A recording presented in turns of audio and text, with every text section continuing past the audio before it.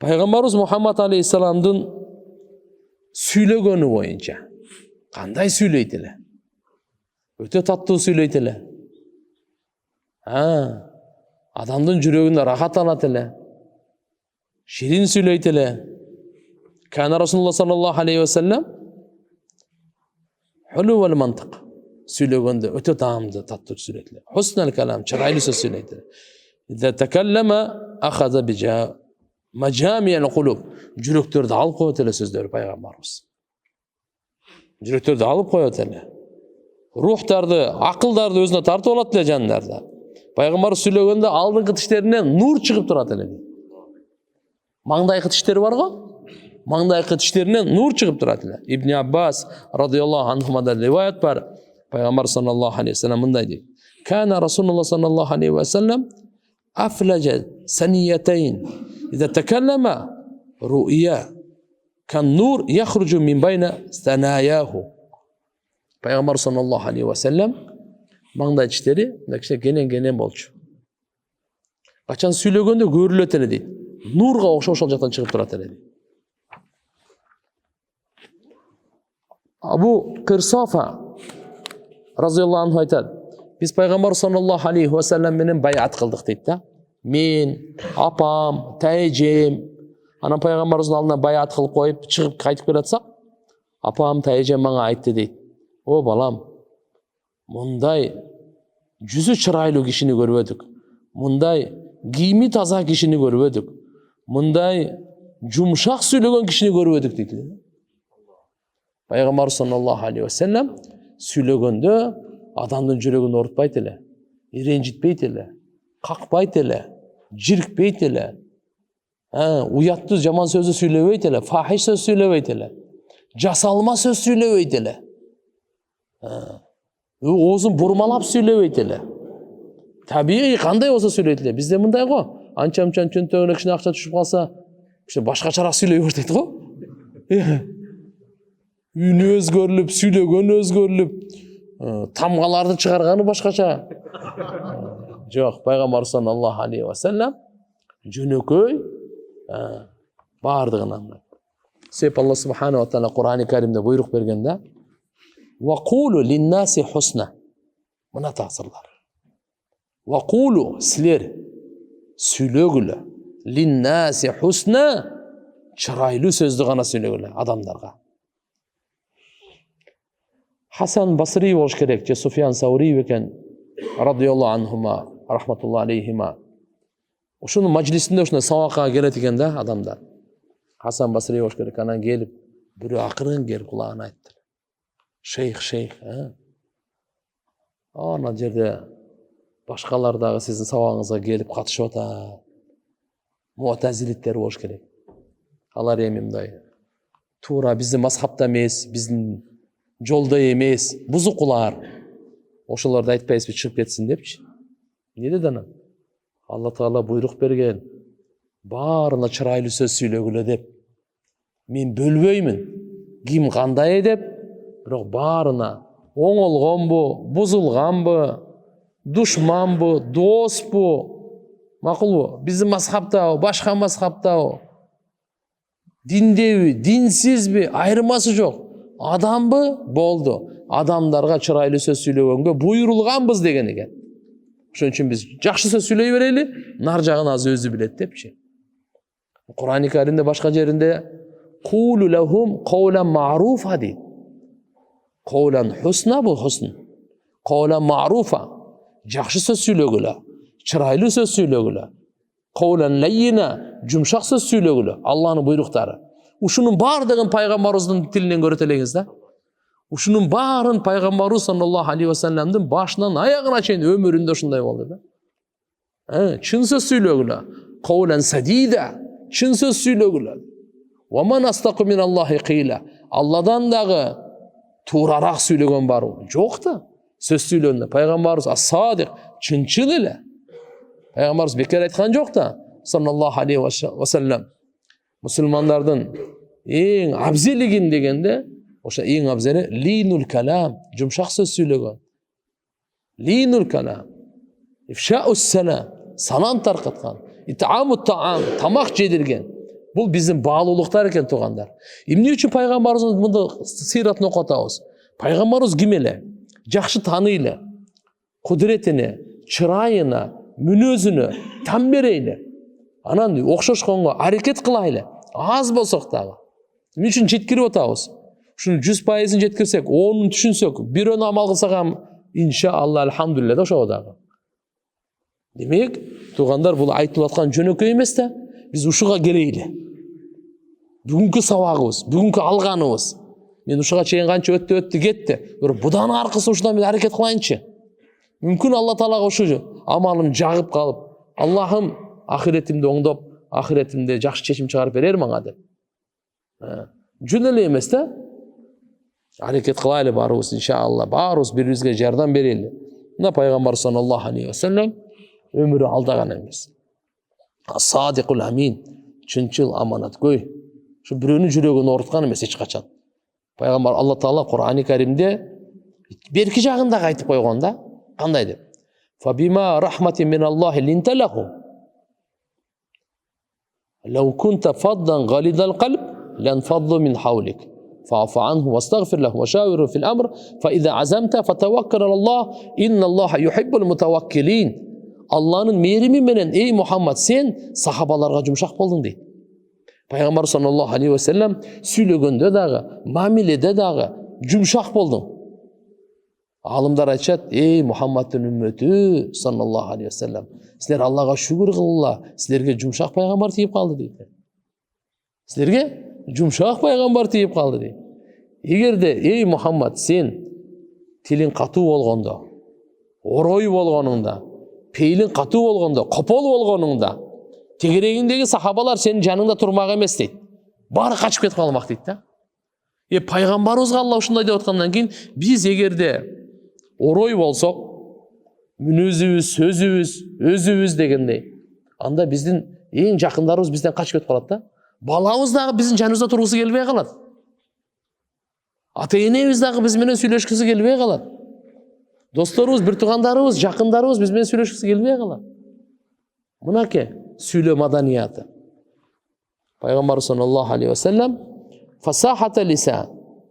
Чечен эле. Пайгамбар саллаллаху алейхи ва саллям чечен эле. Сүйлөгөндө кана Расулуллах саллаллаху алейхи ва саллям афсаха халқиллахи таала лисанан. Аллах. Бардык махлуктардан эң чебер, эң чечен, эң кыйын, эң сулуу сүйлөгөн Мухаммад Расулуллах. Андан өткөн бир дагы жок эле. Андай өткөн адам жаралган эмес. Түшүнүктүүбү? Мына пайгамбар саллаллаху алейхи ва саллям кандай эле. Жана ва аудахахум баянан дегени пайгамбарыбыздын сүйлөгөндө ачык, айкын, эч бир нерсе жашыруун эмес, бүдөмүк эмес, эки сөз аралаштырып бербейт. Мынандай сүйлөйт эле пайгамбар саллаллаху алейхи ва саллям. Болгондо да утия жавамиул калим. Жавамиул калим дегени сөзү кыска, мааниси терең, кенен. Ушундай сөздөрдү пайгамбарыбызга Алла Таала берген эле. Кыска, нуска, бирок маанисичи Аллаху акбар. Өтө кенен бардыгын камтып алган. Бадаил хикам, данышмандыктын эң чырайлуу сөздөрүн Алла Таала пайгамбарыбызга берген эле.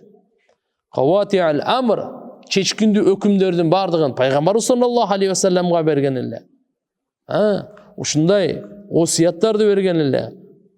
Ваз, насааттарды берген эле. Далилдерди берген эле. Абдулла ибн Умар радыйаллаху анхума айтат, бир жолу пайгамбар саллаллаху алейхи ва саллям бизге бир күнү чыгып келди. Коштошуп аткандай сезилди дейт. Ошондой сөз айтып калды. Ана Мухаммад деди. Мен Мухаммадмын. Ан-набиюл уммие. Пайгамбармын, умми пайгамбармын. Кала хасаласан 3 жолу айтты дейт буну. Канча жолу айтты дейт? 3 жолу айтты дейт буну. Пайгамбар саллаллаху алейхи ва салламга сөздөрдүн башы дагы, аягы дагы баары берилген. Анан кийин ошондой эле айтпадыбы мындай деп. Вала набия ба'ди. Менен кийин эч бир пайгамбар болбойт. Утиту фаватихал калим. ve havatimahu ve cevami'ahu manga berildi deydi.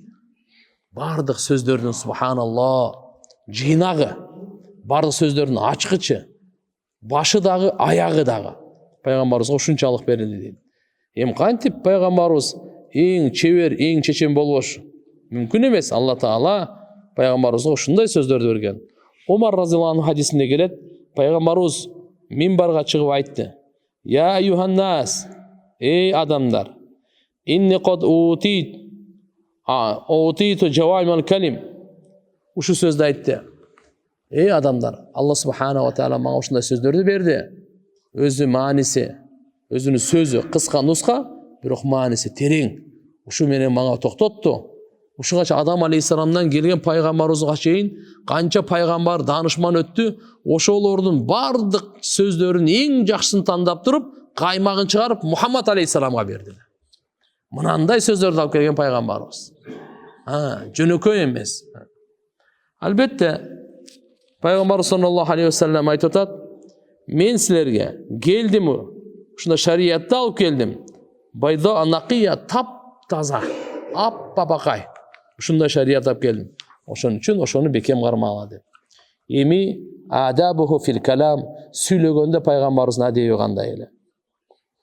Пайгамбар саллаллаху алейхи ва саллям кана ятакаллам би калам муфассал мубайян. Сүйлөгөндө ачык айкын бөлүп сүйлөйт эле. Ушунда эгерде бирөө пайгамбарыбыздын сөзүн эсептегенде кааласа, эсептей алат эле дейт да. Ушундай бөлүп сүйлөйт эле, даана кылып, ачык, айкын кылып, баарына түшүнүктүү, жүрөгүнө жеткиликтүү, кулагына уккулуктуу, рухуна таасирлүү, вообще жанына рахаттуу кылып сүйлөйт эле. Эсептейм деген адам эсептей алат эле дейт. Риваятты окуңуз. Айша радиаллаху анха энебиз айтат: Пайгамбар саллаллаху алейхи ва саллям силерге окшоп сөздү чукуп сүйлөгөндөй чукуп айт эле дейт. Ма кана Расулуллах саллаллаху алейхи ва саллям ясрудул хадис касардикум хада. Жок, андай эмес. Юхаддису хадисан лау аддаху ал-ад ла ахсаху. Эгер эсептей турган киши болсо, санай алат эле. Пайгамбарыбыздын сөздөрүн санай алат эле. Бул эмнеге айтылып атат турганда? Пайгамбарыбыз тез биринин артынан бирин сүйлөп, аралаштырып, бир мындай бүдөмүк кылып айтып бербейт эле да. Шашылбай, даана, так-так кылып сүйлөйт эле. Жүрөк түшүнө турган кылып сүйлөйт эле. Абу Дауд шарифте келет, Айша энебиз ден риваят, пайгамбарыбыз кана каламуху саллаллаху алейхи ва саллям фаслан яфхамуху куллу ман самиаху. Пайгамбарыбыз бөлүп сүйлөйт эле, аны ар бир уккан киши түшүнөт эле. Ар бир уккан киши түшүнөт эле. Жүрөк түшүнө тургандай кылып пайгамбарыбыз ушундай сүйлөйт эле. Сахih Бухариде, Сахih Муслимде риваят келет, Анас разияллаху анхудан, пайгамбар саллаллаху алейхи ва саллям ида такаллама би калиматин аадаха саласа. 3 жолу кайталайт эле. Бул дегени кандай? Кээде бир маанилүү сөз болуп калганда, пайгамбарыбыз бир ирет эле сүйлөп өтүп кетпейт эле. Аны кайталайт эле. 3 жолу кайталайт эле. Бул жерде айтыптыр. Bunun danışmanlığı emnede? Algaçkısı uğuzu, ikincisi esте kalуу üçün, üçüncüsü oylanуу üçün.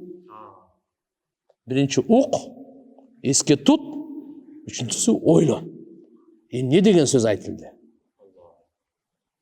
Gebirler aytат, algaçkısı uğuzu, ikincisi eskertүү, üçüncüsü buyruk berүү üçün dedi. 3 жол айткандын Пайгамбар саллаллаху алейхи ва саллям кейбір алымдар биринчисин айткан, кейбір алымдар экинчисин айткан. Алгачысы угузду, экинчиси айтытканы эскертүү, тамбих, ойготуу үчүн. Үчүнчүсү буйрук үчүн dedi. Ve iza ata ala qawmin fasallama aleyhim, sallama aleyhim salasan. Bir qawmni jandan ötüp kalsa 3 жолу салам берет dedi. Яқтан келатса, тияқтан башталғанда ассаламу алейкум, бияққа келді саламу алейкум, бұл жақтағыларға ассаламу алейкум. Пайғамбар саллаллаху алейхи ва саллям bir же ассаламу алейкум рахматуллах, ассаламу алейкум рахматуллах, ассаламу алейкум. Жоқ, андай емес ал. Çünkü бұл жақтан қауымға келгенде, о башынан келатқанда, ортасына келіп қалғанда, аяғына келіп қалғанда салам берет. окугула, артыңарда алсыздар бар, муктаждар бар, шашкандар бар, оорулуулар бар, инвалидтер бар, мусапырлар бар. Бирөө аэропортко барыш керек, сиз бияктан машалла ясинди баштап алдыңыз. Биякта самолет бар эле, болгондо да кыраатка салып койдуңуз. Мисалы да. Эми машалла. Кээде эми мейли жалгыз окуганыңыз дагы Аллаху акбар. Жарым Куранда окусаңыз дагы мейли. Бирок аркада отурганда ошолорду эске алып коюш керек экен да. Ошолорду эске алып кой. Бул имамдарга да. Абу Дауд шарифте келет. Жабир ибн Самура радıyallahu anhuдан риваят, пайгамбар саллаллаху алейхи ва саллям жума күнү вааз насаатты да өтө узартып бербейт эле. Өтө узартып бербейт эле. Иннама хия калимат ясират. Оңой, жөнөкөй сөздөр менен эле түшүндүрөт эле. Субханаллах. Кээде жумага чыкканда таягына таянып алат эле дейт. Алла Таала мактап айтат эле. Кээде болсо жаага таянып алат эле дейт. Биз ал таяк менен чыгабыз го. Калимат, хафифат, тайибат, мубаракат. Кандай? Жеңил, оңой. Ушундай берекелүү сөздөрдү сүйлөйт эле. Албетте кээде пайгамбарыбыздын абалы да өзгөрүп кетет эле. Жүзү кызарып кеткен учур болот эле. Өтө бир маанилүү бир маселелерди айтканда. Имам Ахмад рахматуллахи алейх айтат, Зубайр ибн Авам радıyallahu анхудан пайгамбар саллаллаху алейхи ва саллям бизге хутба айтканда, бизге Алланын бизге чейин көрсөткөн күндөрүн эскертет эле. Ошондо жүзү кызарып кетет эле дейт. Бул мындай да. Тадкир би айямилла дейт тугандар. Бул дегени Кур'ан-ы Каримдин бир мазмуну бар. Бизге чейин Мухаммад алейхиссаламдын үммөтүнө чейин канча пайгамбарлар өткөн болсо, коомдор өткөн болсо, ошолордун башына кандай күндөр өткөн? Жакшылардын башына кандай күндөр өткөн? Тоң моюн шайтандап кеткендердин башына кандай күндөр өткөн? Пайгамбардын артынан ээрчигендерге кандай күндөр өткөн? Пайгамбарга каршылык кылгандарга кандай күндөр өткөн? Ошону Кур'анда айтат да. Бу айямилла деп коет, Алланын күндөрү деген сөз. Мына ал асман, бул жер көп нерсени көргөн да булар. Сиз көп нерсени көргөн эмеспиз. Макулбу? Бул асман, бул жер көп нерсеге күбө да булчу. Жердин алдында канча нерсе жатат азыр. Канчасы азапта, канчасы рахатта, бул Алла өзү билет. Канчаны эгерде кыямат күн болот, жер өзүнүн ичиндегилерди чыгара турган күн келет. Ахражат асқалаха, ал күн келе турган. Кандай болгон чакта дагы мынаке пайгамбар саллаллаху алейхи ва саллям хутба айтып, ошондо жүзү кызарып кетет эле, мурунку күндөрдү эстегендечи айтканда. Пайгамбарыбыздын ваазында, эскертүүсүндө сахабаларга таасири жүрөктөрдүн орунан өтө катуу таасир айтат эле. Жүрөктөр жумшарат эле, көздөрдөн жаш чыгат эле. Пайгамбар саллаллаху алейхи ва саллям бир жолу мындай деди. Аниттакуллах, Алладан коркуп жашагыла. Ва антаттабиу суннати ва сунната хулафаир ал-хадиятил махдия. Силер менин сүннөтүмдү бекем кармагыла, сүннөтүмө ээрчигиле. Жана хулафаи рашидин, туура жолду тапкан, туура жолго салуучулардын сүннөтүн кармагыла мин баъди менен кийин. Адду алейха бин навазич, азу тишиңер менен бекем кармагыла. Фа инна кулла бид'атин залала, ар бир бид'ат залалат, адашууга алып барат деп кыскасы ушул жерде айтып атканда, Усайд ибн Худайр айткан экен. Эгерде мен ушу авалдарымдан 3 авалда болсом дейт, анда мен сөз бейиштик болом дейт. Кайсы? Качан Кур'ан окуганымда жана укканымда, же болбосо пайгамбар саллаллаху алейхи ва салламдын хутбасын укканымда, же жаназага катышканымда авалым башкача болот дейт да. Кур'ан окуганда, укканда башкача болот экен. Пайгамбардан хутба укканда башкача болот экен. Жана жаназага катышканда. Абу Дарда болуш керек радıyallahu анху.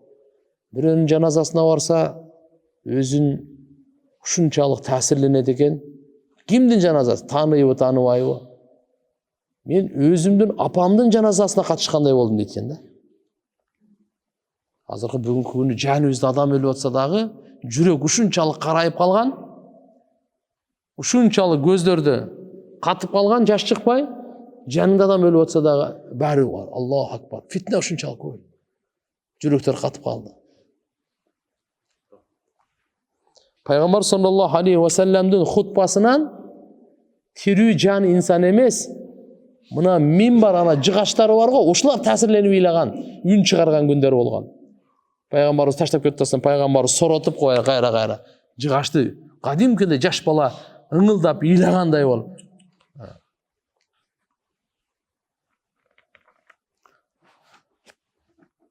Аллах субханаху ва таала пайгамбарыбыздын мухаббатын баарыбызга насип кылсын. Ошон үчүн пайгамбарыбыз жол көрсөтүп келди.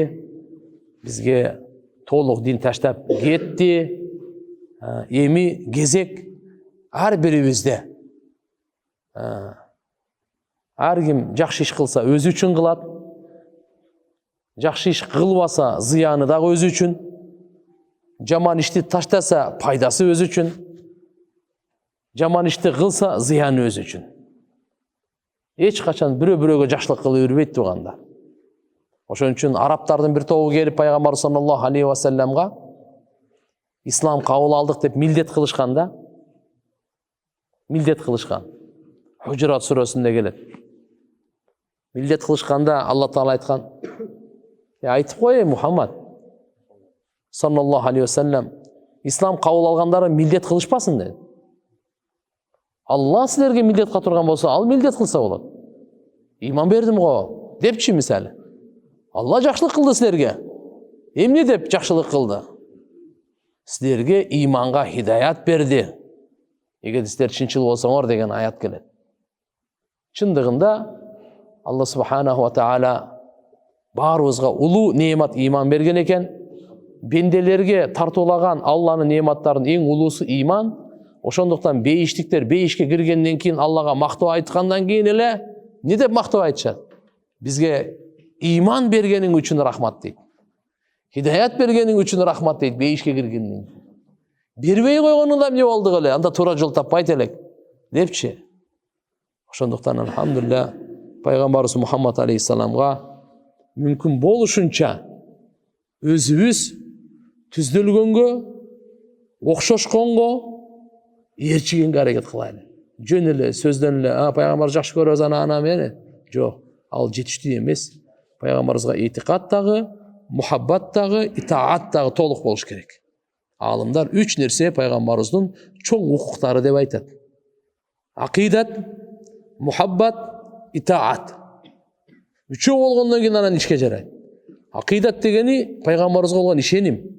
Азыр эмне үчүн айтып атабызбы? Кандай адам эле? Айтып атабызбы? Өткөндө башында сабактарда деле айттык го. Башар лейса кал башар. Адам пайгамбарыбыздын бир периште эмес, нурдан эмес, жерден. Адам баласынан. Жиндерден, периштелерден эмес, же башка махлук эмес.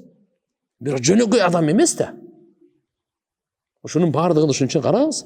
Кече өткөндө көзүнүн күчү, бүгүн кулагынын күчү, үнү кандай эле. Ошон үчүн иншалла аракет кылайлы.